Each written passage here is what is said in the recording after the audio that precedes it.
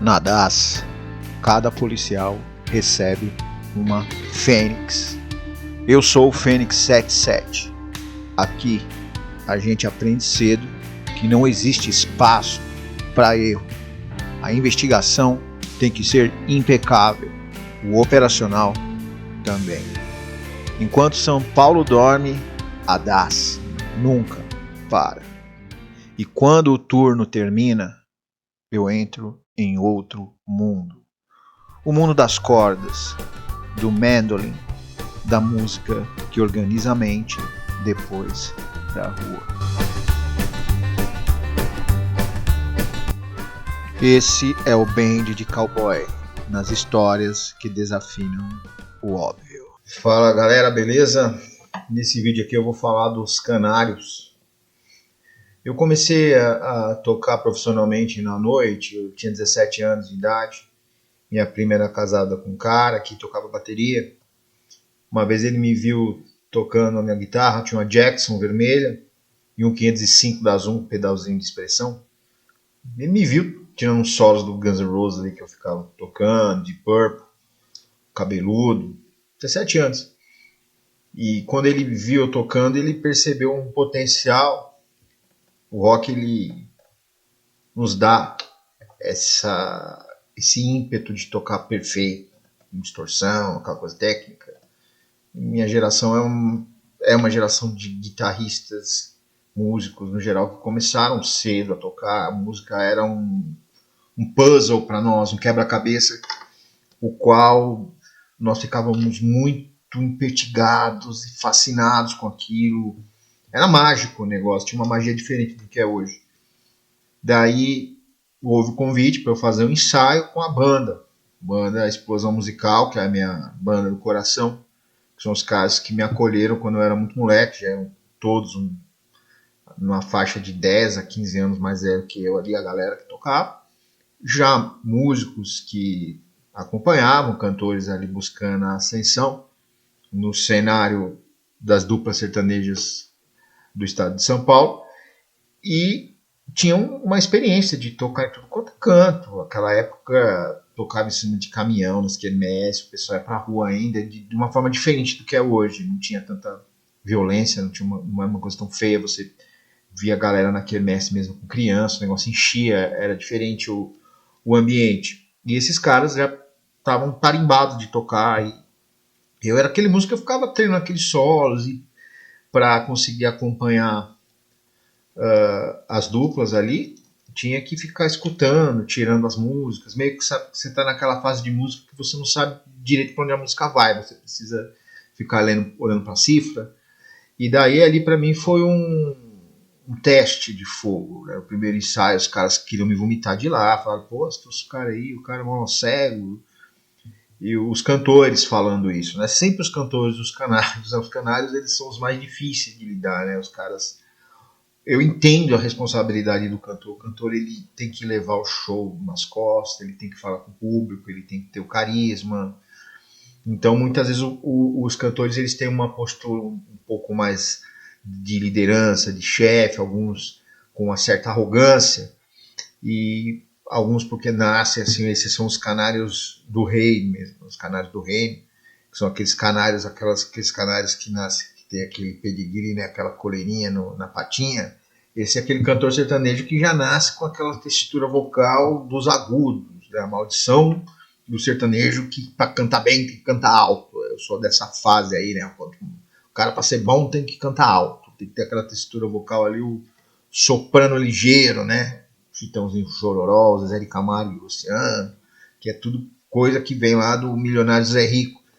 E daí, quanto mais o cara cantava alto, agudo, mais o cara se achava, né? Se achava pra caralho, mais do que todos os músicos, né? E eu acostumei com isso aí, né? Todo cantor até o cara ganhar a minha confiança, eu já chegava com os dois pés atrás com o cara. Alguns me surpreendiam, assim, com uma certa humildade, uma certa convivência, outros já meio que queriam deixar claro que eles realmente se achavam melhores que os músicos e que eles tinham que chegar num carro, que eles nunca poderiam ser vistos entrando junto com a banda, né? Essa coisa do artista, desse tipo de aura, esse tipo de imagem, esse tipo de marketing que é gerado em cima desses artistas de primeiro escalão, e às vezes o cara tá no 18º escalão e ele já quer agir como se ele estivesse no primeiro, tá começando a cantar, aprendendo, e ele já acha que ele tem que agir igual age aí os Chitãozinhos, os Chororóis, essa galera toda, aí os canários de alto calibre, sendo que o cara nem começou direito a caminhada, quer pisar. Então eu comecei nesse tipo de cenário. E com essa primeira dupla que eu toquei, que tem um carinho muito grande por eles, no começo gerou esse estranhamento. Eu era um moleque. Os caras falam, pô, o moleque não toca, né? Não sabe pra onde vai os acordes, mas isso daí. Fiquei uma semana estudando ali os solos, e os solos eu fazia perfeito. Deu hora que os caras viram eu fazendo aqueles solos com equipamentos, com os recursos limitados, mas tirando água de pedra, os caras ficaram impressionados. E daí eu virei um guitarrista de estimação da banda, consegui ali a camiseta, né? Consegui virar efetivo muito novinho. E ali começou a minha trajetória com os Canários. E daí eu comecei a perceber essas coisas. A gente foi tocar com uma outra dupla. Os caras tinham conseguido gravar um CD, conseguiram um empresário. Aí o empresário tinha um posto de gasolina. Normalmente os empresários eram esses caras, né? Cada um de posto de gasolina, de loja, de farmácia, sei lá, o caralho. Eram esses os empresários, né? Que queriam investir ali nos Canários para de repente estourar no norte, ganhar uma grana do caralho. E as duplas, naquela época era a dinastia dos amigos. Era difícil você ver uma dupla. Hoje nós vemos que tinha muita dupla naquela época lançando trabalho, que tinha um mercado que ele girava milhão, porque todo mundo queria chegar no patamar dos amigos, que era ali Leandro Leonardo, Zezé Camargo, Luciano, o Chitãozinho Chororó. Esses caras estavam ali, eram umas duplas de primeiro escalão, e eles regiam o reino, Game of Thrones, ali ninguém entrava. Era difícil você ver uma dupla entrar no mesmo patamar dos caras. Isso começou a mudar um pouco quando surgiu o Bruno e Marrone também, que é um pouco meio que da mesma escola, começou talvez na mesma época que esses caras, ou um pouco depois, mas eles começaram a mudar um pouco essa característica desse estilo, e daí começou a abrir e virou outra coisa. Eu não vou nem entrar nesse aspecto socioeconômico que tem acerca do que o sertanejo é, do que ele virou, da indústria fonográfica, da máfia, porque tem tudo isso daí também, sempre teve. Sempre foi um pouco difícil para aquele pobre coitado que canta, que nasceu com o dom, né, o canário real, que ele nasceu com o dom de cantar, e ele conseguia chegar nesse lugar. Até hoje é o sonho de muitos, você vê canário nascendo em tudo quanto é canto. E daí esses caras, eles tinham conseguido gravar um CD bacana, foi gravado no estúdio ali da banda Placa Luminosa. Eu, pessoalmente, eu nunca tive problema com eles, eles gostavam de mim, assim, de certa forma. Eles sempre curtiam, porque eu era um cara que estudava muito, então eles vinham, naquela época, o músico que estudava, ele se diferenciava um pouco, porque não tinha internet, não é igual hoje, que você vê 18 mil guitarristas tocando pra caramba, com os dentes, com a língua, só você pôr no YouTube. Não, naquela época eram nichos mais fechados, eram ilhas, era muito fechado o ramo, e também não existia, a informação era muito segmentada. Não é que nem é hoje que você vê o cara tocando no Japão, na China, por qualquer canto. Você não via nada, você não tinha informação. E daí os caras, mas eles começaram a ter problema com os meus amigos, né? Porque os meus amigos eram caras que tocavam da banda lá. Eu era aquele cara tonto que estava querendo viver de música, sonhando em viver de música. Os meus amigos não, os outros integrantes da banda, eles tinham seus empregos, e os caras eram muito bons no que eles faziam, eram caras que eram técnicos, mecânicos, técnico de eletrônica, o batera era o melhor técnico de eletrônica que eu já vi, micreiro, nas antigas. E os caras tinham o trampo deles e eles tocavam. Eles já viam, já sabiam que não dava para contar com aquilo, era um biquinho ganhar um dinheiro tocando. E eu ainda estava sonhando que eu ia conseguir chegar a acompanhar uma dupla boa, né? Eu sempre fui bem pé no chão com esse negócio de música. Eu nunca quis ser um guitarrista de banda, fudido, não. Eu queria trabalhar e queria poder viver com dignidade tocando. Então, por isso que eu sempre falei que eu fui uma puta na noite, né? Tipo, uma música, tipo, puta mesmo. Banda de forró, banda sertaneja, que o roqueiro, com aquela cabeça que eu tinha de roqueiro, então eu falei, não, vou tocar o som que eu não gosto, que o que é bom é rock. Então eu vou tocar o som que eu não gosto para ganhar uma grana, mas eu sempre fui flexível musicalmente. Então eu já comecei a ser influenciado por diversos elementos que tinha nessas produções que são muito ricos, que vem da música country americana, muita coisa da música raiz brasileira caipira. Então isso já começou a criar uma sementinha dentro de mim. Eu já comecei a sair um pouco daquela bolha do rock e comecei a ver outros elementos e outras questões que eu tinha que lidar, técnicas nessas músicas, que elas começaram a proporcionar alguns desafios para mim.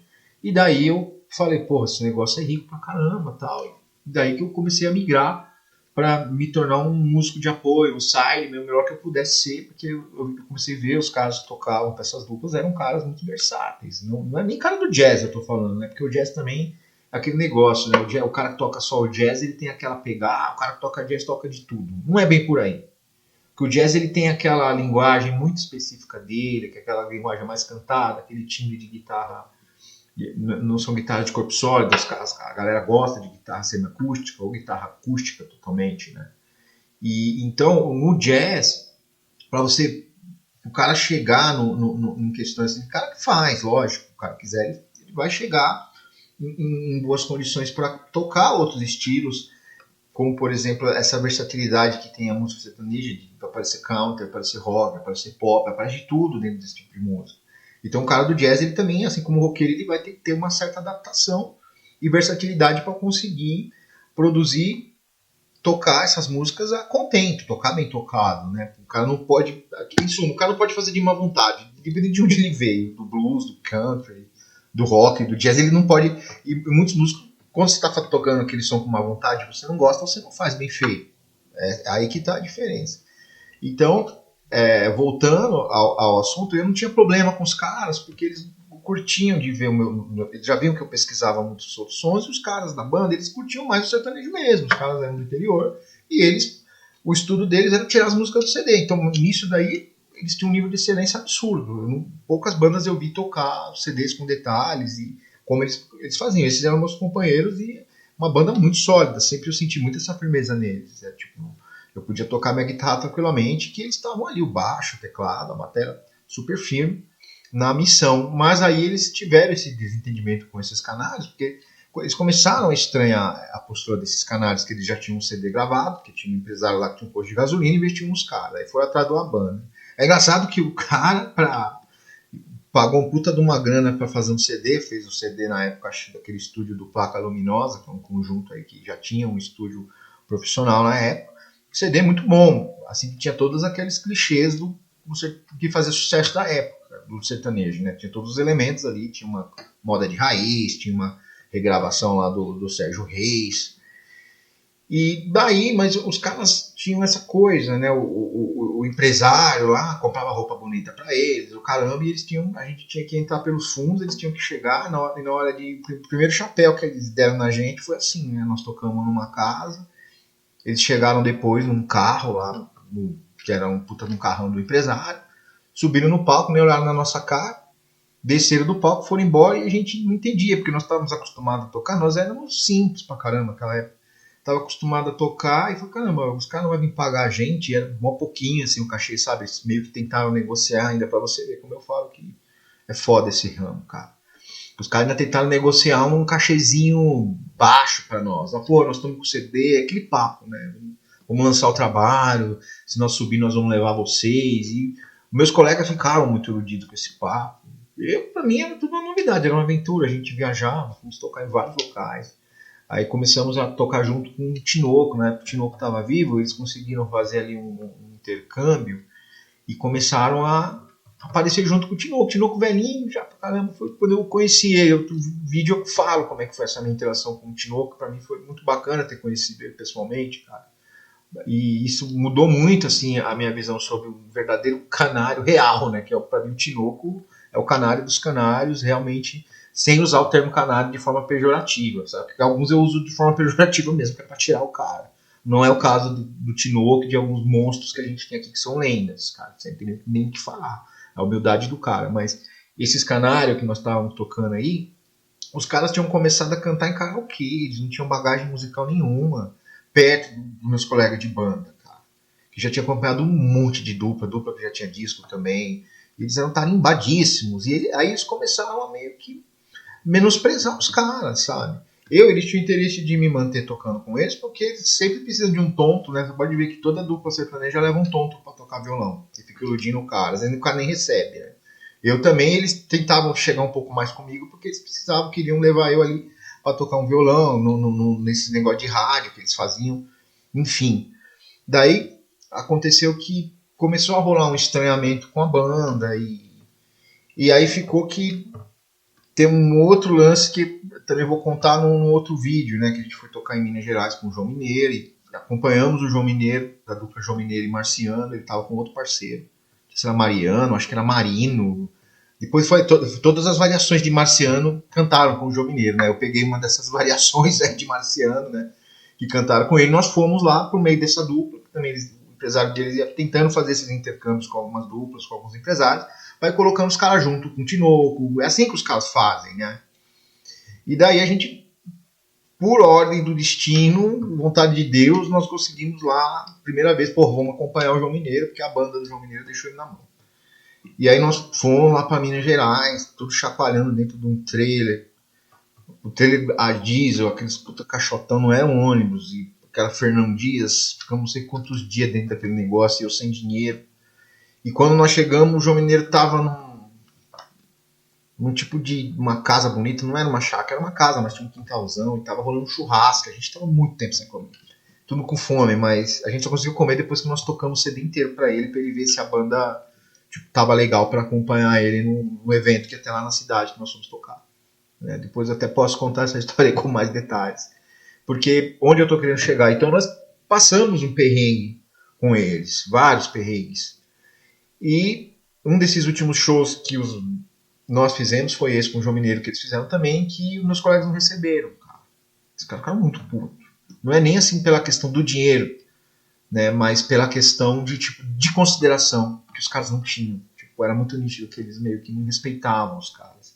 Eles meio que deixavam transparecer assim, essa banda é pouca coisa pra nós. Os caras tinham começado ontem, velho. O cara não sabia nem tocar um violão direito, o outro não sabia nem que tom que ele tava cantando, semitonando pra caramba. Você vê como eles gravaram o CD, porque o CD, o produtor lá ajuda pra cacete.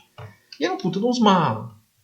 Então esses são aqueles, o pior canalha que tem, né, cara? Que infelizmente nesse ramo tem muito cara que se acha pra caramba, o cara é cantor e ele se acha melhor que os músicos ali, que tem puta de uma tarimba, que é um negócio que chato pra cacete, que são vende uma falsa humildade, né? Tem aquela coisa que é a falsa humildade, né? Porque é bonito, né? O brasileiro gosta de comprar essa coisa da humildade. Não que eu ache que isso seja uma virtude, eu acho que quando o cara é bom, tem muito cara que é bom, que ele tem que dar valor pro trabalho dele, ele tem que ter uma postura, mas às vezes o cara tem uma postura ríspida e arrogante, sem nem ter bala na agulha, e mesmo quando o cara tem bala na agulha, o cara ser ríspido e arrogante acaba ficando feio pra caramba, né? Que nem essas gafas que o Ed Mota vive dando. O Ed Mota é um puta músico formado na Berkeley lá, ele lê, ele escreve pra qualquer instrumento. Um cara que é um puta músico, mas ele acaba se tornando ridículo por ele ser um cara assim extremamente arrogante, preconceituoso, cheio de coisa. Então é difícil esse profissionalismo, o meio musical é muito difícil, porque além de você não, às vezes, conseguir uma consistência financeira, ainda é um meio também que tem muita fofoca, é muito ego envolvido. Né? Eu fico besta de ver que ainda hoje, com tanta informação que se tem na internet, você vê muita gente que é boa de verdade mesmo, caras que são bons músicos, bons cantores, assim, você ainda vê gente que faz meia dúzia de coisa e tem o ego lá em cima e quer tratar mal as outras pessoas. E daí, para fechar essa história, né, nós nos reunimos em poucas semanas para... Eu costumo rever esses meus colegas da banda, da Explosão Musical, a gente marca alguns encontros, e nós convidamos alguns dos cantores que na época, lá que nós éramos mais novos, nós acompanhávamos, quando estávamos ali no circuito profissional, os caras vêm para fazer um churrasco, né? A gente monta os instrumentos na oficina do nosso tecladista lá, o Maito Leitão, e daí a gente toca ali naquela churrascaria, e a gente faz um churrasco na churrascaria, não, na oficina dele, e fazemos um churrasco ali, e é um negócio bem raizão mesmo. E aí vários cantores a gente convida, os caras vêm e cantam uma música. E aí achei bacana pra caramba, né, que o batera falou, eu vou chamar aqueles dois lá, os dois canários, lá que tinha tido toda essa coisa, né, meio que numa de, né, vamos deixar isso pra lá, já se passou todos tantos anos, tá todo mundo de barba branca, vamos tocar, vamos fazer o que a gente gostava de fazer junto. E aí os caras, tipo, além de não vir, não deram satisfação nenhuma.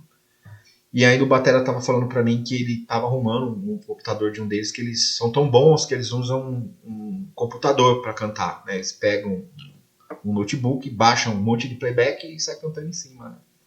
E aí é esse o show dos caras, entendeu? E aí a gente chamou os caras pra gente ter rememorar, né? Mas por mais que tenha lembranças ruins, tem lembranças boas também. E daí a gente vai ficando mais velho, vai ficando mais maduro, falou, pô, convida os caras pra vir no som, no leitão lá, vamos montar o som, vamos fazer um churrasco. Os caras não vieram, nem deram satisfação, tipo, eles continuam achando que eles são melhores que a gente, né? Mas que sigam em paz e que vão cantar em outros reinos, esses canários. Então, eu queria falar dos canários, que às vezes no band de cowboy aqui eu sempre estou falando do canário, às vezes o cara fala, os canários.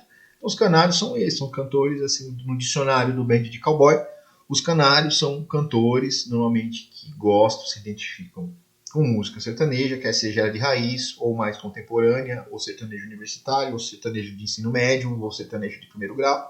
Qualquer cantor sertanejo que ele não tenha formalmente estudado música e que ele proclame que ele nasceu com o dom de cantar, né? Eu acho que tem o cara que ele vê a necessidade de estudar, pô, aquele Mike Lian, né? Pô, segunda voz lá canta, toca uma viola monstro, praticamente o cara estuda. Então hoje você já tem o canário que ele estuda e deixa de ser aquele canário. Ele é canário porque ele canta, né? Mas ele é um músico também. Ele estudou e ele se compromete com o instrumento e com a carreira dele, onde ele pode, ele dá o máximo que ele pode, como é o caso desse cara do Mike Lian, que é sensacional, esse cara tocando viola, coisa de outro mundo. E tem esse canário que ele é arrogante, prepotente, ele menospreza os músicos e ele acha que ele tem o dom de cantar e isso torna ele melhor que os caras que precisam estudar, né? Porque o músico também poderia ser um canário, já sabe nascer sabendo tocar, né? Fritando, né? Não precisa estudar escala, não precisa ler música, não precisa fazer nada, sai arregaçando, né? Então é mais um vídeo descontraído aqui pro Band de Cowboy, contando história de música. E é isso aí, até o próximo vídeo, valeu.